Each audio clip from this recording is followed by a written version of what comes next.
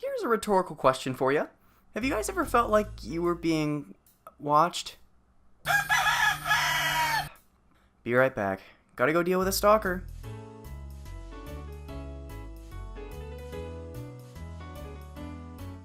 So, for the last month or so, my house has had a frequent, uninvited visitor. Every day when my mom goes outside to work in the garden, he comes sprinting from the neighbor's yard, and for the most part, he behaves himself. Or at least he used to. He's a rooster. His name is Chad. I swear I'm normal. So when you picture a rooster, you picture it crowing in the morning like an alarm clock, right?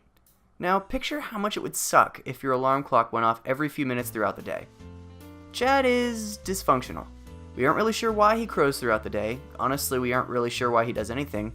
But I have a few hypotheses. Maybe he's doing it to impress the lady chickens. Maybe he just likes attention. Or maybe he's crying out into the merciless sun, begging the cold hand of death to lead him into the quiet darkness of forever. In summary, his name is Chad, he's a dumb bird, and he's loud. Now let's get into specifics. It was the beginning of June, and I was planning to go camping with my friends. Yeah, that's right, I have friends. I don't just hide in the dark drawing cartoons all day. So I was packing up my car with camping supplies when I heard a pretty sus sound coming from behind the house. I peeked around the corner of the house and saw a white blur. It was Chad, and he was angry. お前はもう死んでいる。何?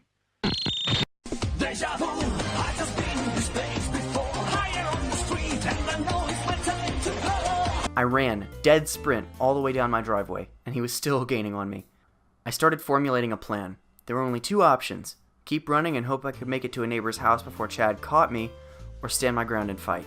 I turned. I was ready. I knew I was going to have to one-punch all for one 200% spirit bomb hardcore yeet this bird into the next dimension. But then I realized he was gone. Chad got to the end of the driveway ready to tear my head off and immediately turned and ran into the bushes. He never bothered me again. Just kidding. It was a week later and I was cleaning up like a responsible adult. I needed to move a cooler that was out on the porch. But Chad didn't like that. Over the several days the cooler had been sitting there, Chad had developed an emotional attachment that he wasn't ready to sever. I lifted the cooler and I saw the fire in his eyes. He screamed and lunged at me and I fought him back with the cooler. He kept trying to bite my feet, but every time I just booped him in the face. Yep, I came out with some battle scars. I'm lucky to be alive. Eventually my mom heard my desperate cry for help, and luckily the kitchen window is directly next to the porch. You know those little sink sprayer things for washing dishes? She opens the window and sprays Chad in the face with the force of 1,000 dirty plates. He ran away screaming. At this point Chad was becoming a real nuisance, but we couldn't get rid of him. He feared nothing. Not water, not coolers, not unnecessary exposition. And when all hope was lost, we found his kryptonite. You see, for graduation a family friend got me a new umbrella, and we'd been having some weather.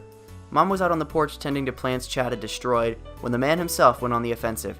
She pulled the umbrella to defend herself, and Chad froze. The result? Well, see for yourself.